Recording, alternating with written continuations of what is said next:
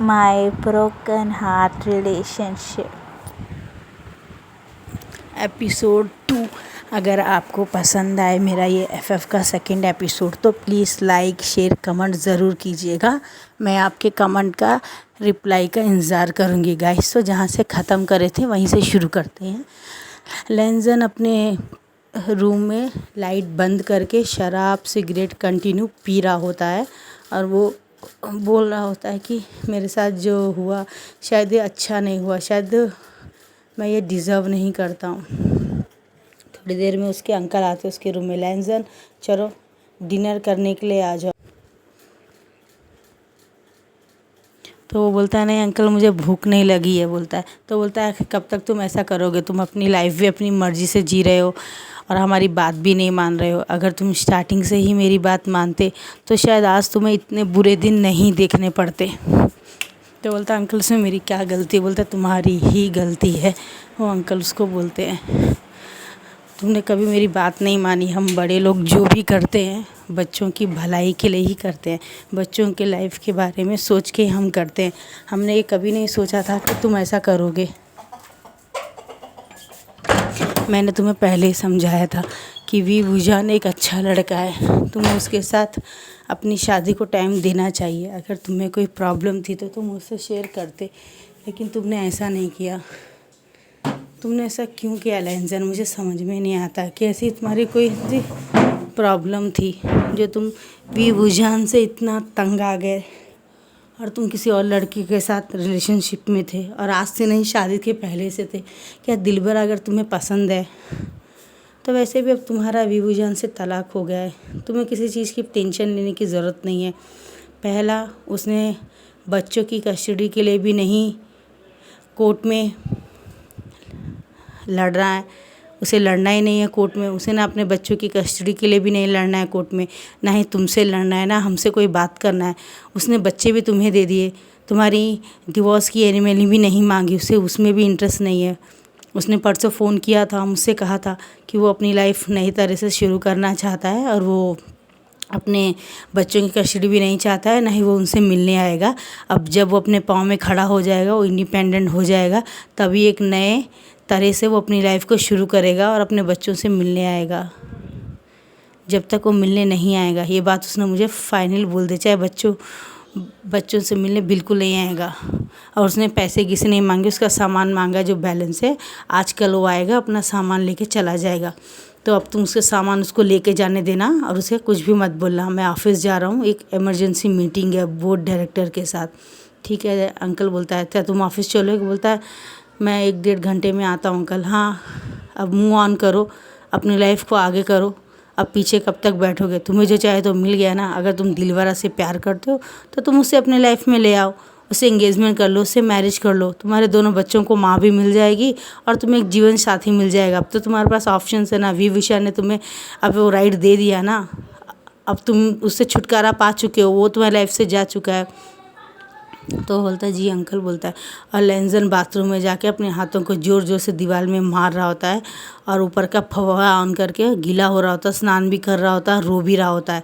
बहुत ज़्यादा रोने की वजह से उसका मुंह पूरा लाल हो गया होता है। लेकिन वो बोलता है अब रोने से क्या फ़ायदा, जब हाथ में था विभूषण तो मैंने उसे समझा नहीं, उसे रेस्पेक्ट दिया नहीं, जो उसे चाहिए था वो मैंने दिया नहीं। क्या मैं इतना बुरा हूँ, मैं इतना बुरा कैसे हो सकता हूँ। मैं वांगी वो इतना बुरा हूँ। मैंने विभूषण को अनरेस्पेक्ट किया। मैंने सोचा था शायद मेरे इतना सब कुछ कहने के बाद में वो जाएगा नहीं, क्योंकि उसे तो कुछ पता नहीं है, वो एक बेसहारा है, उसे घर वाले भी अपनाएंगे नहीं, वो शर्म से नहीं जाएगा, ये सब सोचा। लेकिन वो तो बहुत ज़्यादा ही निकला। लेकिन मैं भी देखता हूँ कितने दिन वो मुझसे दूर रहेगा, मेरे बच्चों को दूर रख के। मैं भी उससे बदला निकालूंगा मुझे डिवोर्स देने का। तो उसके अंतरात्मा में बोलती है शर्म करो, तुम तो चाहते थे ना कि वो चला जाए। जब वो सब चला गया चुपचाप तो तुम उसके ऊपर गुस्सा किस बात का निकालोगे। जाओ अपने दिलवारा के साथ रात बिताओ, रंगीन रात बिताओ, होटलों में जाओ, अच्छे अच्छे सूट में जाओ, अपनी ज़िंदगी गुजारो। तो बोलता हाँ मैं यही करूँगा।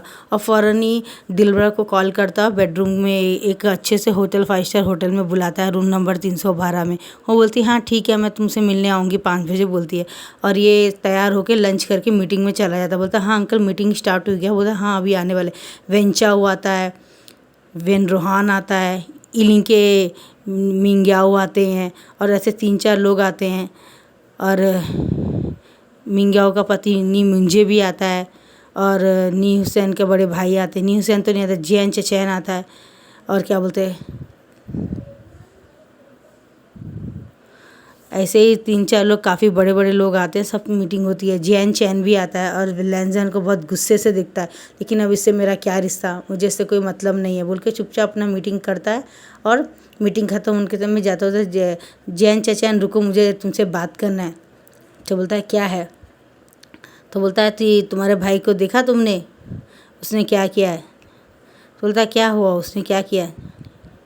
उसने मेरे को डिवोर्स दे दिया है। तो बोलता तुम भी यही चाहते थे? तो बोलता तुम्हें पता है मुझे कल ही विंग मिला था और उसने मुझे सब कुछ बता दिया, उसमें गलती उसकी नहीं है लहनजान। तुम्हें तो खुश होना चाहिए कि उसने तुम्हें कोई पैसा लिए हुए कोर्ट में जाए बगैर ही तुम्हें तलाक भी दे दिया और तुमसे डिवोर्स का कोई एनिमली भी नहीं मांगा, बच्चों की कस्टडी भी नहीं मांगा। और क्या चाहिए तुम्हें?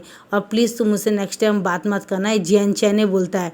तो क्या बोलते हैं, लैंजन के बड़े भाई बोलते हैं नहीं नहीं जियान चैन ऐसा मत बोलो, उसका लाइफ में उसे जो करना उसे करने दो, वो अब बड़ा हो गया, उसे हमारी राय की क्या ज़रूरत है। तो बोलता भैया आप क्या बोल रहे हो? तो बोलता हाँ मैं सही तो बोल रहा हूँ। तो बोलता है सही बोल रहे हैं आप चचैन, ये बड़ा हो गया है। लैन चचैन बोलते हैं अब बड़ा हो गया है ना हमारा बेटा, तो विभूजान के उसे रखना नहीं रखना हमारे से राय की क्या मतलब है, ये बोलता है। और अब शाम का दिखाते हैं, ये दिलबरा से मिलने जाता है और बोलता है दिलबरा क्या तुम उसे प्यार करती हो? तो कुछ बोलती नहीं। बोलते क्यों इतने टाइम के बाद में क्यों पूछ रहे हमारे 7 साल के रिलेशनशिप के बाद? बोलता है मैंने अपना वाइफ विभूषान को तलाक दे दिया है, मेरे बच्चे भी घर में हैं, मैं बच्चों की कस्टडी भी उसने नहीं मांगी मुझसे और मैरिज का डिवोर्स का मैंने भी नहीं मांगा उसने, वो मेरी लाइफ से चला गया है। मेरा उससे डिवोर्स हो गया, अब 3 महीना कंप्लीट हो गया है। मैं चाहता हूँ कि तुम और मैं अब जल्दी मैरिज कर ले, इंगेजमेंट कर ले। तुम बताओ तुम उससे इंगेजमेंट मैरिज कब करोगी? मैं डेट फिक्स कर देता हूँ। तो वो बोलती है क्या तुम पागल हो गए हो क्या? अगर मुझे शादी करनी होती तो मैं अपने पुराने बॉयफ्रेंड यानियन से शादी नहीं कर लेती कॉलेज के टाइम को? तुमसे भी ज़्यादा करोड़पति है। मैं शादी रिलेशनशिप में नहीं मानती हूँ, मैं बस ऐसे ही तुमसे मिल रही थी क्योंकि तुम्हें इसमें खुशी है, मुझे भी उसमें खुशी है।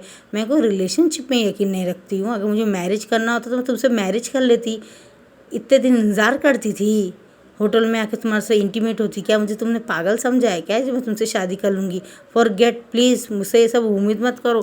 तुम्हें मेरे साथ सोना है तो तुम सो सकते हो, लेकिन प्लीज़ मुझे शादी की गिरदी करने के लिए बिल्कुल मत बोलना। मुझे क्या अपनी वाइफ विभूजान समझा है क्या, जो शेमलेसों के जैसे बगैर कुछ लिए तुम्हें डिवोर्स दे देगी? जब मैं कुछ लूँगी ही नहीं तो मैं जीऊँगी कैसे? ऐसी दुनिया में कौन है जो फ्री में आपको एक कप चाय भी नहीं पिलाएगा? क्या तुम पागल हो क्या? तुम्हारी गलती है, तुमने अपनी वाइफ को छोड़ दिया। मैंने तुमसे कहा था क्या अपनी वाइफ को छोड़ दो? सब तुम्हारे जैसे निकले तो हो गया संसार। बोलते बोलते सॉरी, अब मैं तो तुमसे दोबारा मिलना भी नहीं चाहूँगी कि तुम मेरे पीछे पड़ोगे, शादी करो शादी करो, आज से हम ब्रेकअप करते हैं।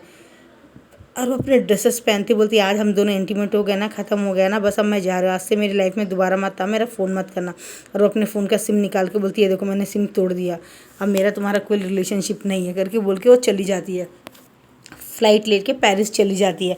अब हमारा विभूजान की तरफ का दिखाया जाता है कि उसको फ़ोन करके हमारा न्यू हुसैन बोलता है विंग लैंजन को बहुत बड़ा झटका लगा। बोलता है क्यों क्या हुआ? तो बोलता है दिलबरा ने उसे होटल रूम में पछाड़ दिया और कहने लगी क्या तुम पागल हो क्या जब मैं तुमसे शादी करूँगी? बहुत कुछ हुआ। उसने कहा उसको रिलेशनशिप में कोई यकीन नहीं हो तो बस टाइम पास कर तुम्हारे साथ सोती थी उठती थी कहते। अगर मुझे शादी करना होता तो क्या मैं इंतज़ार करती थी कि तुम विभूषण से शादी करो फिर मैं तुम्हारी वाइफ बनूँ? क्या पागल हो क्या? उसे गुस्सा करके वो चली गई। तो विंग बोलता बेचारे के साथ बहुत बुरा हुआ। बोलता क्या बुरा हुआ? उसके साथ जो हुआ अच्छा हुआ, तुम्हें डिज़र्व नहीं करता है, वो किसी भी वुमन को डिज़र्व नहीं करता है, वो बास्टर्ड है। बोलता प्लीज़ न्यूसन ऐसा मत बोलो। बोलता अब तुम उसकी बातें मत सुनो और उसके ऊपर ज़्यादा दया मत कर, दोबारा मत चले जाना उसके पास, वो बास्टर्ड इसी के लायक है। 2 बच्चों के तुम माँ हो उसने बच्चों के लिए भी नहीं सोचा, फिर अपनी खुशी उसे अकेले तड़पने दो। तो बोलता है फॉरगेट, उसके बारे में बातें करके मैं अपना बचा हुआ टाइम क्यों ख़राब करूँ, चलो हम मिलते हैं एक रेस्टोरेंट में अच्छी कॉफ़ी पियेंगे। तो बोलता है हाँ ठीक है। तो हमारा विंग क्या करता है, मैडम बोलता है मैडम यू मैं जाके मिल के आता हूँ न्यू सैन से। तो मैडम बोलती है विंग तुम बुरा मत मानना, अगर वो तुम्हें पसंद नहीं तो उसे छोड़ दो, लैंजान के लिए हम तुम्हें कोई भी गालियाँ कुछ नहीं देंगे, जिम्मेदार तुम नहीं हो। तो बोलता है हाँ ये बस है। तो बोलता है ठीक है। जियान चैन बोलता है चलो मैं भी आता हूँ तुम्हारे साथ, मैं भी काफ़ी विंगा, मैं भी काफ़ी दिन से बोल रहा हूँ, माँ मैं जाता हूँ। चलता हाँ। जियान यानी बोलती है विंग अपने आप को ज़्यादा तकलीफ़ मत दो, जो हो गया अब लाइफ में मूव ऑन करो। तो बोलता है हाँ दी मैं ऐसे ही करूँगा, इसलिए तो मैंने बच्चे भी उसको दे दिए लैंजान को, तुम्हारे बच्चे तुम रखो, ज़बरदस्ती के रिश्ते में क्यों मेरी वजह से तुम तकलीफ़ उठाओ। तो मैडम भी बोलती है शाबाश, इस बार तुम बिल्कुल भी शादी मत करना अपनी लाइफ में, तुम पहले पढ़ना चाहते थे ना, मैंने ज़बरदस्ती तुम्हारी शादी कर दी, मुझे माफ़ कर दो, मुझे अपनी बहन की बात माननी नहीं चाहिए थी, उसकी शर्त बेकार में मान के मैंने एक हार्टलेस पर्सन से तुम्हारी शादी कर दी। तो बोलता है कोई बात नहीं माँ मैं जाता हूँ, अब ये सब बातें करने का क्या फ़ायदा। तो जियान चैन बोलता है हाँ चलो माँ चलते हैं। तो जियान यानी बोलती माँ मैं भी जाऊँगी इनके साथ। बोलती है हाँ बेटा तुम भी घर में रह के क्या करो, जाके आओ। तो सब जाके एक अच्छे से रेस्टोरेंट में मिलते। जैसे विंग बोलता है हाँ मैं आ रहा हूँ जियान चैन, गाड़ी पार्क करके आता हूँ। जैसे वो गाड़ी पार्क करके रोड क्रॉस करता है, ज़ोर से एक गाड़ी आके उससे टक्कर मारती है और विंग वहाँ जाके गिर जाता है। तो जियान चैन बोलता है विंग करके चिल्लाता है और भाग के जाता है, और कार वाला निकलता है एक लड़का। तो जियान चैन खींच के झापड़ मारता है, बोलता बास्टर्ड तुम्हें दिखाई नहीं देता, तुम्हारे वजह से मेरा भाई का एक्सीडेंट हो गया।